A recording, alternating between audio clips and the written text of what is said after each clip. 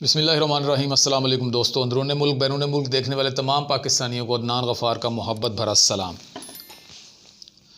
آج صبح اٹھتے ہی ایک بہت ہی بھیانک اور دل دہلا دینے والی، افسردہ، دل کو جلا دینے والی خبر جو ہے وہ نظر کے سامنے آئی، جو کہ خانے وال میں ایک آدمی کو ہجوم نے مبینہ طور پر قرآن پاک کی بے حرمتی کرنے پر جو ہے وہ مار کے، تشدد کر کے مار دیا اور پھر درخت کے ساتھ لٹکا دیا۔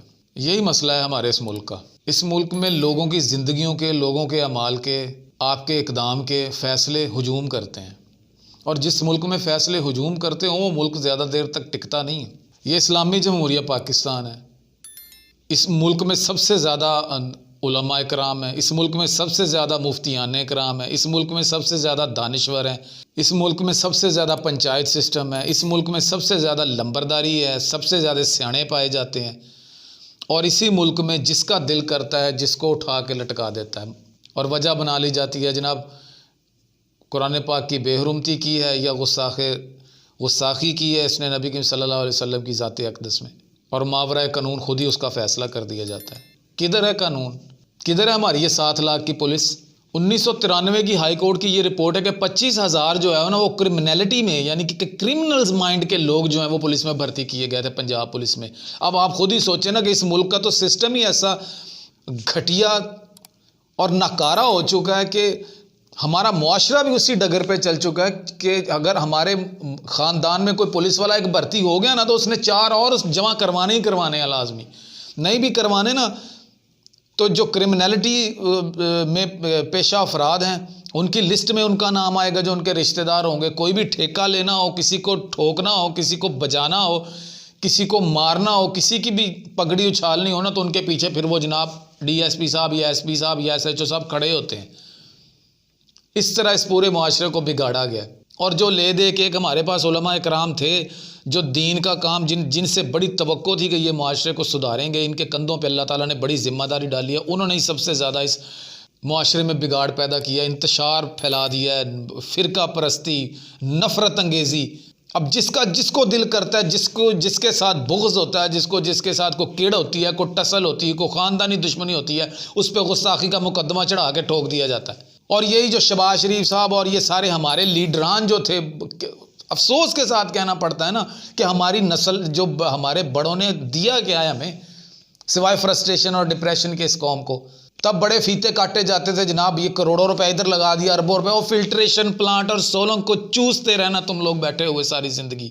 جن لوگوں کی پروڈکٹس تم آج یوز کر رہے ہو نا، یہ موبائل جن کا استعمال کر رہے ہو، جس کے اوپر تمہیں یہ پتہ چلتا ہے کہ جناب اس نے گستاخی کر دی ہے، یا جس پہ تمہیں پتہ چلتا ہے یہاں پہ ہم نے جلسہ کرنا ہے، سر کے بال سے لے کے پیر کے ناخن تک جو پروڈکٹس یوز کر رہے ہو نا وہ انہیں ساری کی ساری انہیں کافروں کی ہے۔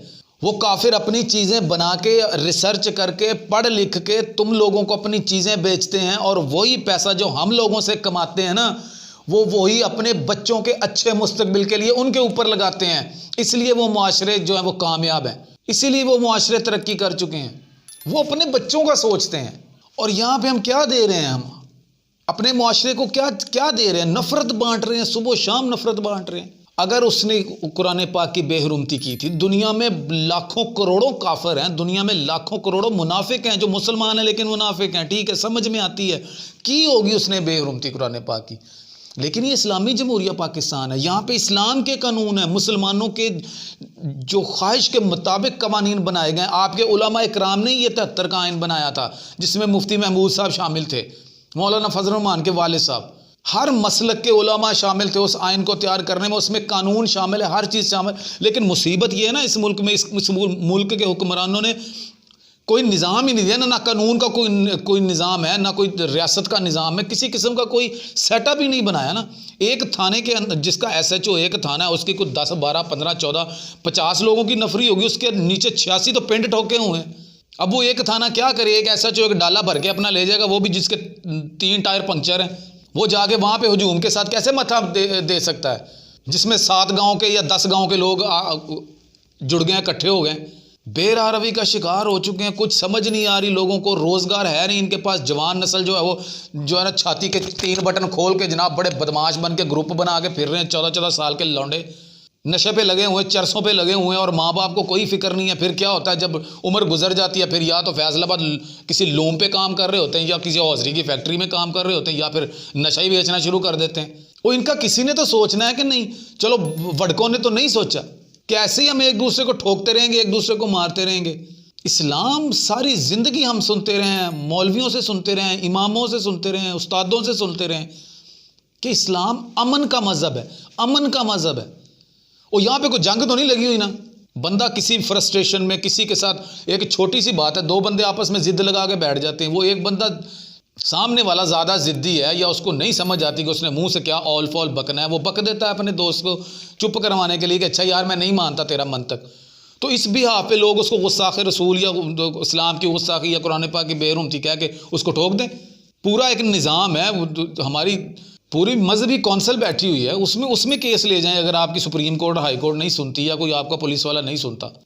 اسی قرآن پاک میں لکھا ہوا ہے جس کے بہاف پہ اس کو مارا گیا ہے کہ ایک انسان کا قتل پوری انسانیت کا قتل ہے. سستی جنت کی تلاش میں نکلے ہوئے ہیں سارے. یہ خبر سننے کے بعد اور کسی ٹاپک پہ بات کرنے کو دل ہی نہیں کیا. آج 2-3 خبریں تھیں، کوشش کروں گا انشاءاللہ آپ کے ساتھ شیئر کروں.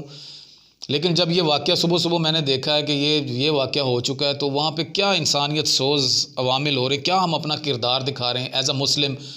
اگر دنیا یہی تو کہتی ہے ہمیں کہ ہم انتہا پسند ہیں، پھر وہ RSS کی آئیڈیالوجی اور پھر ہمارے میں کوئی فرق تو نہیں رہ گیا نا. ہم بھی اپنے مذہب کی بیس پہ ٹھوک دیتے ہیں کسی کو بھی، وہ بھی صحیح کر رہے ہیں مسلمانوں کو جو مار رہے ہیں. پھر وہ مسکان خان کے نعرے کیوں لگا رہے ہیں آپ لوگ کہ اس نے جناب جے شری رام کے سامنے اللہ اکبر کا نعرہ لگا دیا. پھر وہ صحیح کرتے ہیں اپنے مذہب کی بیس پہ، کٹڑ ہیں وہ بھی، تو پھر ہم بھی ویسے ہی ہیں. اللہ کے نبی نے اپنی زندگی میں کبھی کسی کو کہا ہو، کسی صحابی کو حکم دیا ہو کہ میری آنکھوں کے سامنے اس بندے کو مار دو، یہ میرا غستاخ ہے؟ اس نبی کی تعلیمات میں تو ایسا کچھ نہیں تھا. اور یا تو پھر اس ریاست میں کوئی قانون نہ ہو، یا تو یہاں پہ کوئی قبیلہ رہ رہا ہو، یہاں پہ کوئی کسی قسم کا قانون نہ ہو، یہاں پہ کسی کی سرپرستی نہ ہو، یہاں پہ کوئی آئین نہ ہو، یہاں پہ کوئی نظام نہ ہو. پھر تو سمجھ بھی آتی.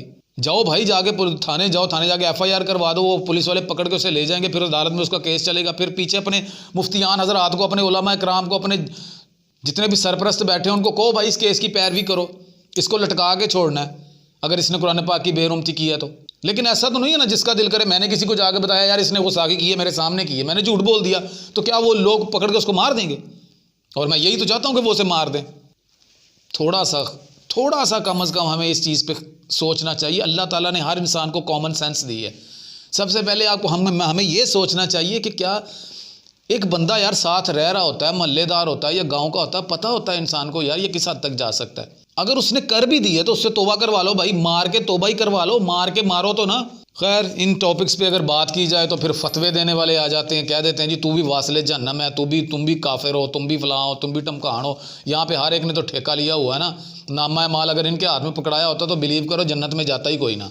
اللہ تعالیٰ ہم سب کو صحیح فیصلہ کرنے کی جو ہے وہ استطاعت دے، اور کم از کم اتنی رواداری ہونی چاہیے، اتنی برداشت ہونی چاہیے کہ ہم کسی انسان کو اس کا گواہی دینے کا، اس کو جواب دینے کا موقع تو کم از کم دیں. اور ریاست کو کم از کم اب سوچنا چاہیے، اب ہلنا چاہیے. نہیں تو 2 نسلیں تو پہلے برباد ہو چکی ہیں، اور آگے 2 نسلوں کی گنجائش نہیں ہے. 1 نسل کے بعد پھر بیڑا غرق ویسے ہی ہو جانا ہے اس ملک کا، خدا نخواستہ. تو اب تک کے لیے اتنا ہی. اللہ تعالیٰ ہمیں نبی صلی اللہ علیہ وسلم کے صحیح پیروکار بننے کی توفیق عطا فرمائے. اگلی ویڈیو تک کے لیے اللہ نگہبان.